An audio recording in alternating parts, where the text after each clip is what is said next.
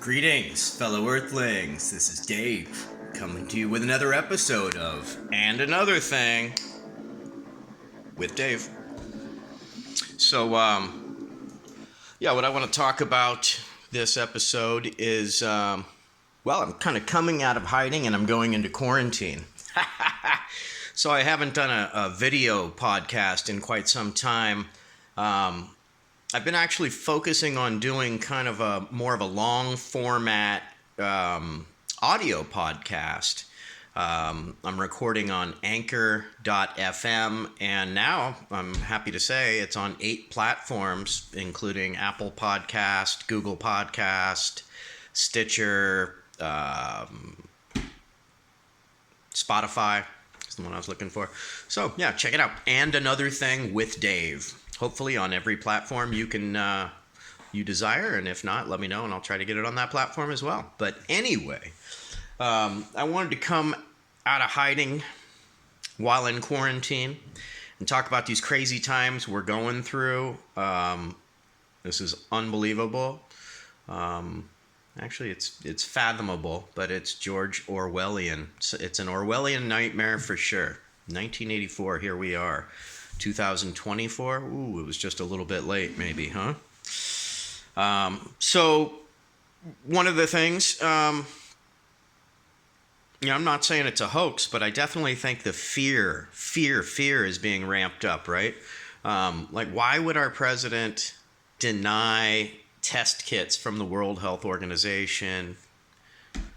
Why would they delay the Military Powers Act, that whatever the heck that is, the Defense Act, where he can mandate corporations making masks and gowns and stuff like that?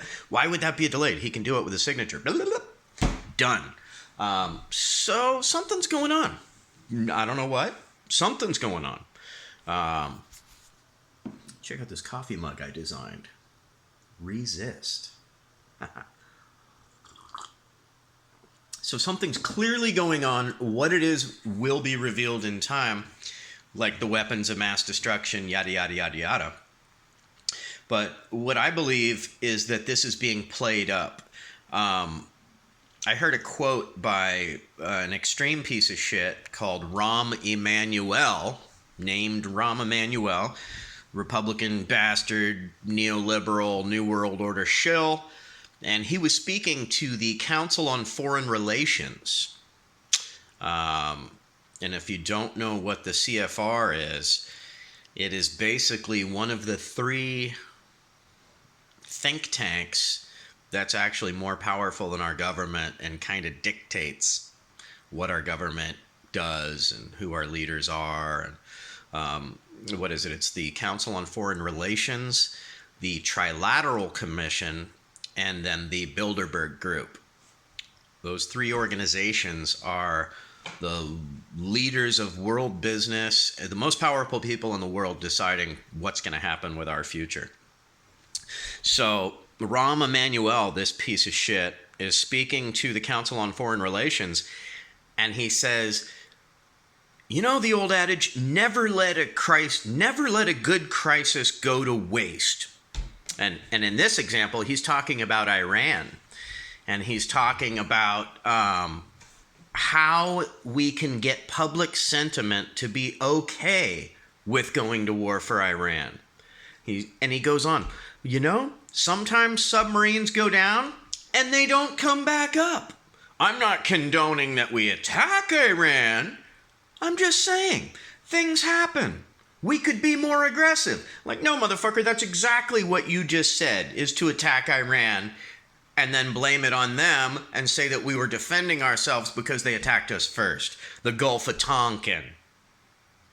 You bastard. Weapons of mass destruction, Gulf of Tonkin, yada, yada, yada, yada, yada. Anyway, so there's that, right? There's these crazy bastards in the background thinking of how they can utilize this time, right?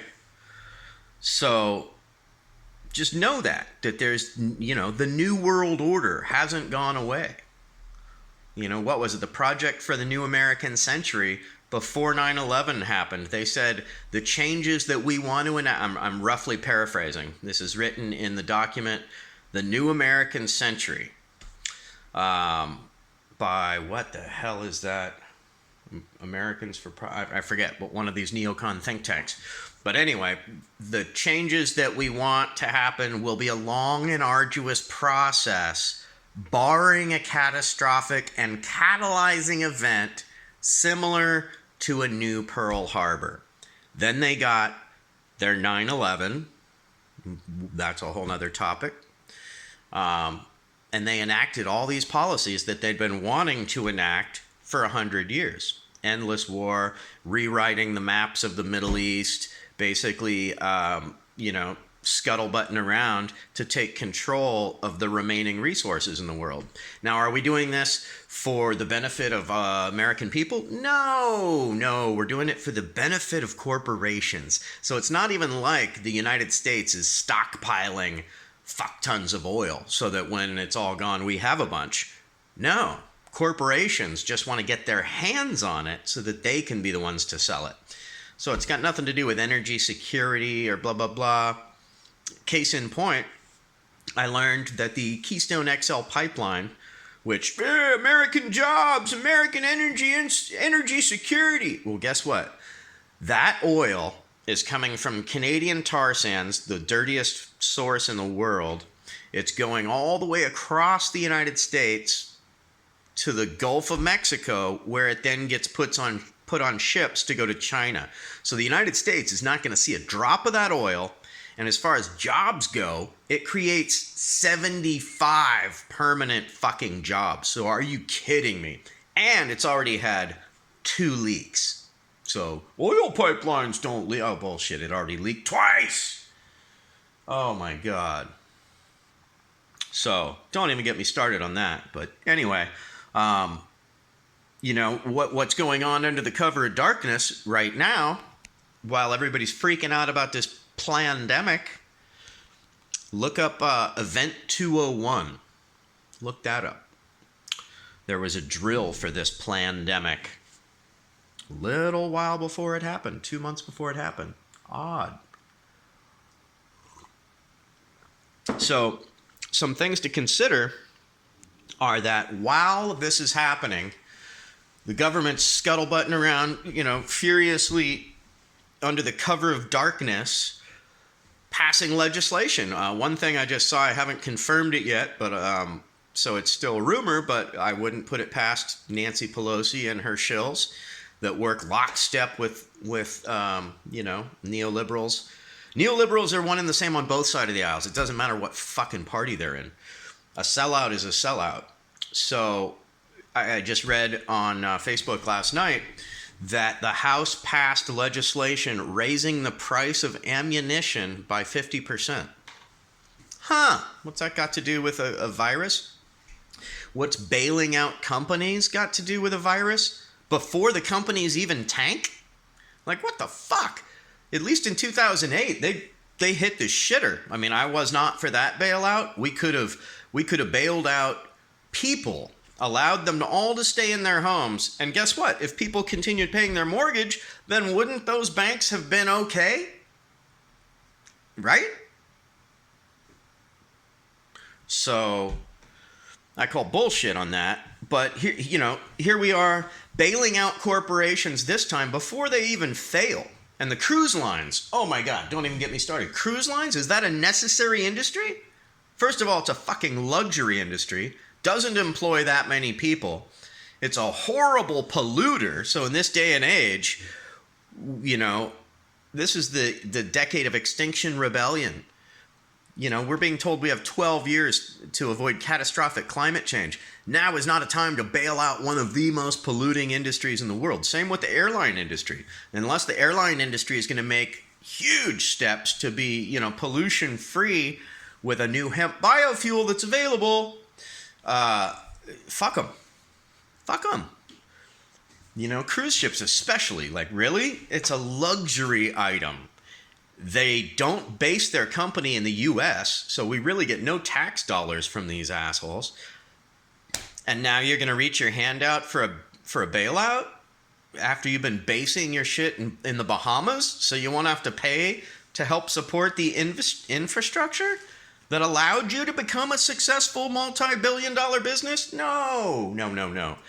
So, some other things to consider.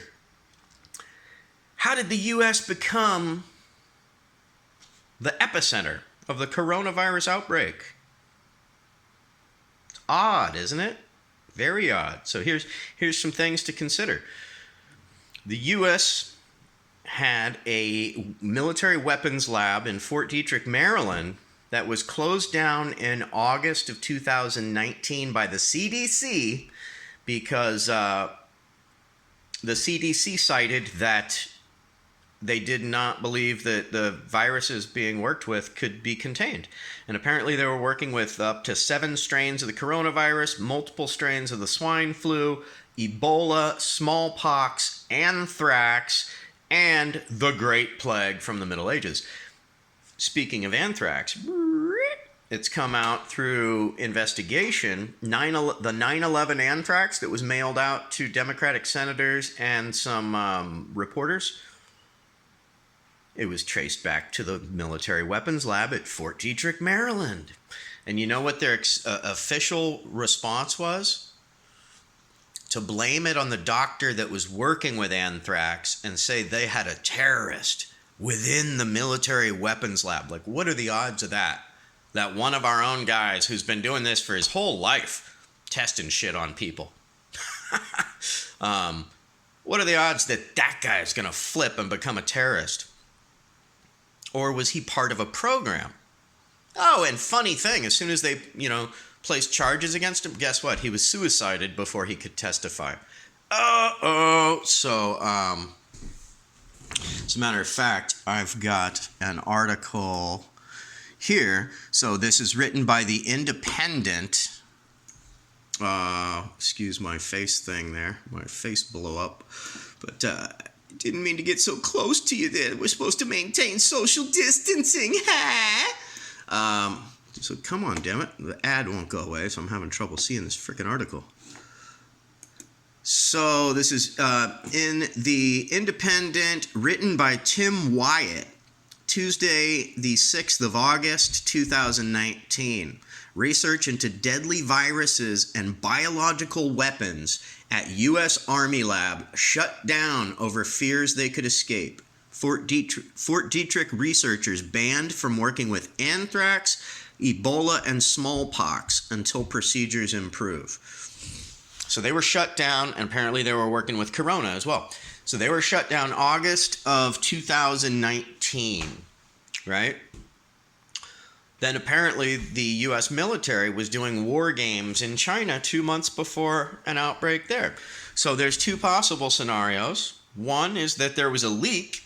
The CDC shut this place down because they didn't think they could contain what they were working with. So it's possible there was a leak. The second one, and this is what I think, is that our government actually released it on purpose in our country and in China, and in a number of places. Apparently, a number of the outbreaks are very close to U.S. military bases.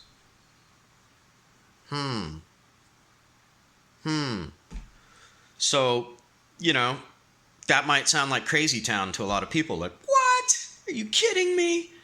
So, is there a precedent? Has our government ever done anything like this before? Well, yes, they have. I just did a podcast on Anchor.fm. You can get it on Spotify, wherever. But it's called Don't Trust the Government, Part 1.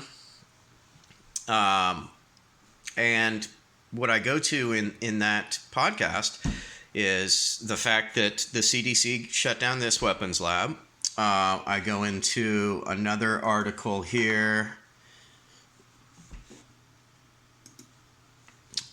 Discover Magazine, written by Rebecca Creston, June 28th of 2015.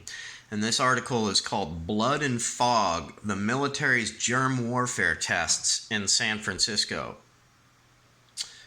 Yeah. The military sprayed San Francisco with a germ warfare agent, biological warfare, to see how far it would transfer throughout the entire bay being carried by the fog. Turns out it is now still, 50 years later, found in every city that surrounds San Francisco Bay. I lived on a houseboat in Sausalito for a little while, and we had these pink rings around our sinks and bathtubs. And my girlfriend at the time was a research fanatic and kind of planted the seed, planted the bug with me, really. Thanks, Kim. Anyway, she did some research on it and found that it was this shit called serratia. Well, here this article is, years later after that even, confirming that that's exactly what it is, serratia, and they break down how it got into the water supply surrounding the entire San Francisco Bay. So I go into that. Then I also go into the MK Ultra program,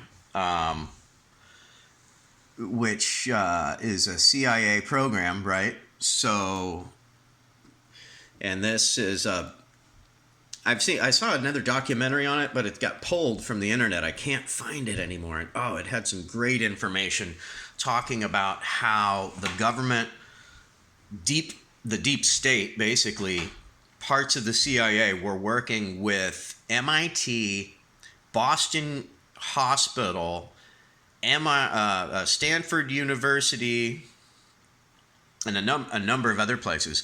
But not only giving people LSD and testing electric shock and things like that, but you're ruining people's life, destroying the human mind. Their theory was that if you destroy the human mind, you'll then have a void that you can rebuild to create like the Manchurian Candidate, right? Like a zombie sniper that you can have go, say, maybe assassinate Bobby Kennedy and not remember it. Like Sirhan? Huh. Oh shit. Maybe it worked. But anyway, they've ruined tons of people's lives, and now this information has come out through the Freedom of Information Act. There was a great documentary, I can't find it, but this article goes into quite a bit of it. This is actually, there's an audio segment as well. What it is this is NPR's website, Fresh Air with Terry Gross, from September 9th, 2019 at 2:50 p.m. Eastern Standard Time, to be specific. And the program is called The CIA's Secret Quest for Mind Control, Torture, LSD, and a Poisoner in Chief. So this one guy was put in charge of the program, and, the whole plausible deniability thing, right? Nobody wanted to know what the guy was doing because then they couldn't be implicated. So this guy was given carte blanche to try to destroy the human mind so that they could rebuild it and create, zombie soldiers, hitmen, assassins, horrible things like that, right? This is what our government's working on, spending our tax dollars on. Actually, they're probably spending the money that they get from smuggling drugs internationally, as well as our tax dollars. But part of this article or this program on NPR, unbelievable, I never knew this part. So I knew that the CIA did acid tests, and that's how Ken Kesey experienced LSD for the first time. Timothy Leary, I think he tried it at Harvard or MIT, a number of people. But what I didn't know is that it was this bastard who, Ken Kesey, Allen Ginsberg, where is this guy's name? Sidney Gottlieb. The MK Ultra program was created by Sidney Gottlieb in 1953. He ran it till it was shut down in the early 60s. He was also the CIA's chief chemist, creating poisons and innovative ways of surreptitiously administering them.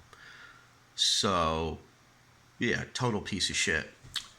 What he did was bought up the entire world supply of LSD and brought it back to the U.S.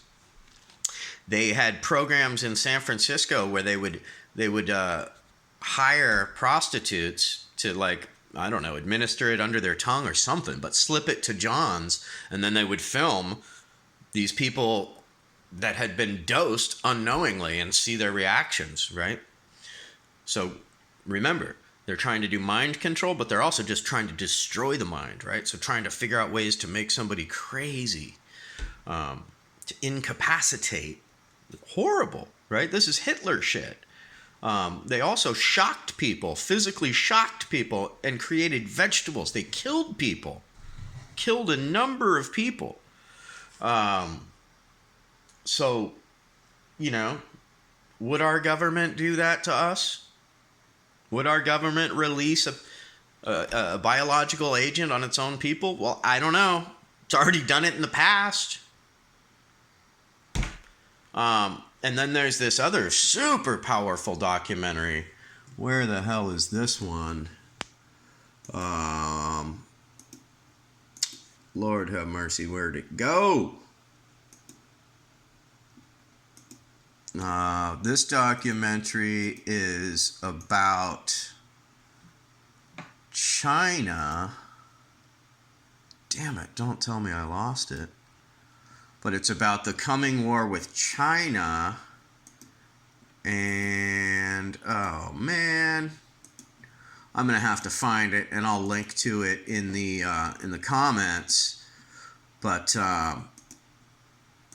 it's just mind-blowing. There it is. There we go. Sorry, folks. Sorry, I've got 14 million things up. It's such crazy times right now. There's things happening so fast. So much information is coming in. This all seems to be, you know, coming to it all dovetails in the big picture if you pull the microscope back. So this documentary is called The Coming War on China. Watch John Pilger's powerfully relevant documentary. Fantastic. And in the first, I don't know, quarter of the documentary, oh my God, it's harrowing. So the Marshall Islands, Bikini Island, the word bikini, the bikini itself, came from the pro-nuclear 50s to build the hype around the nuclear bomb. So anyway, we tested these weapons on the Marshall Islands, told the natives that it'd be safe. In the documentary, they show it. They've got all this historical footage. They're like, some people would call this paradise. It's like a tropical paradise. Beautiful islands. You know, the people didn't even have to farm because seafood was so plentiful and tons of fruit grew on the trees. It was literally paradise. You could just walk around half naked and, you know, catch a fish and pull some food off the tree. Oh my God, in the most beautiful ocean in the frickin' world. Now nothing grows there and they can't eat the fish because it's toxic 50 fucking years later. But what we did is tested the equivalent of one Hiroshima bomb there every day for 12 years in the surrounding ocean waters. Testing, you know, we'd put animals on boats and see how it killed them or how it burned them. And these people we used as human guinea pigs. And in this documentary, they go through it. The Freedom of Information Act, these documents are actually released from the government saying that we're moving towards experimenting on human subjects. Unfucking believable. Then the U.S. government refuses to let the people get off of the island. After the second generation, right? So these people are tested on, they're dropping like flies, dying of cancer. Thyroid cancer seems to be the most prevalent. All the women are dying of thyroid cancer. All the grandmas are dead at like 50. People start freaking out. Then they have the next generation, then the babies come, and they're all deformed. They were saying one of them, they didn't even know they didn't even know if it was alive. It was just this flat thing with no limbs, but then it moved up and down because it was fucking breathing. Oh my God. And we denied them. At that point, they we want off the island. We know you fucked us up. What the fuck? We don't. And then people are starting, they're starting to hear from other people like, hey, you guys were guinea pigs. And they're like, we don't want to be guinea pigs. Get us out of here. We want to go. The U.S. government said, no, you're fine. It's totally fine. There's nothing wrong. You're fine. Because we wanted to keep studying how they're dying. They were given checkups once a month, but no treatment. Then Greenpeace came to their rescue with a big, huge ship they used to go fight whalers. Greenpeace came and evacuated all the inhabitants of the island and brought them, multiple islands, and brought them to non-polluted, non-toxic, non-deadly islands, the islands that didn't get the fallout. So, is there a precedent? Oh, yeah, there's a precedent. There's totally a precedent, right? And you want to look at why? Why would somebody enact something like that? Like willfully release a pathogen or do something like that? Well, to usher in the New World Order, right? That's kind of being done with these corporate bailouts. Fuck the little guy again. This is being called the largest transfer of wealth upwards in human history. So this is making 2008 look like fucking nothing. Unbelievable. And we're told, stay at home. Stay at home. So the revolution will only be televised. Yeah. And I don't know. It's my thought that it wouldn't, if my hunch is correct and that this is the New World Order ushering in, I'm not saying that the virus isn't real. I'm saying the cause is suspect. So if my hunch is correct that this is the ushering in of the New World Order, then we're going to see, a shutdown of the internet. And that would be like the last phase. But before they do that, they might even actually just go round up people like you and me. Throw us in a FEMA camp. Right? I was just watching Redacted Tonight on Instagram earlier with Naomi Caravani. I want to give a big shout out to Naomi Caravani on Redacted Tonight. You two, Lee Camp, I love you all actually. Natalie McGill, Anders Lee, you people are bringing it. But Naomi did this great piece about the Spanish flu and how the president at that time enacted what was called the Espionage Act, made it illegal to speak out about against the government in World War I. So you could be rounded up as an enemy combatant, shipped off to Guantanamo, tortured in Thailand. Unfucking believable. So is there a precedent? Fuck yeah, there is. Should we be afraid? Fuck yeah, we should be. But don't be afraid of each other, Be mindful. Stay the fuck 6 feet back from me, please, when I'm grocery shopping. I'm going to do the same. Right? But let's look at what's happening under the cover of darkness right now. Let's look at all the legislation that's being ushered through. Unbelievable. Anyway, so that's been a pretty good rant. I think we'll leave it there. But this has been Dave with And Another Thing with Dave. So thanks for tuning in.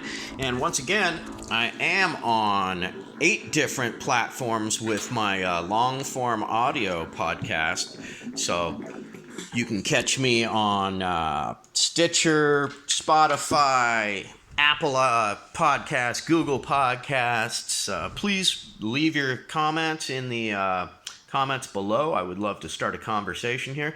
And if you have any helpful documentaries or anything you would like me to touch on, please also shoot me a link. Keep it real, stay positive, and keep fighting, people. Yes. Resist. Peace out.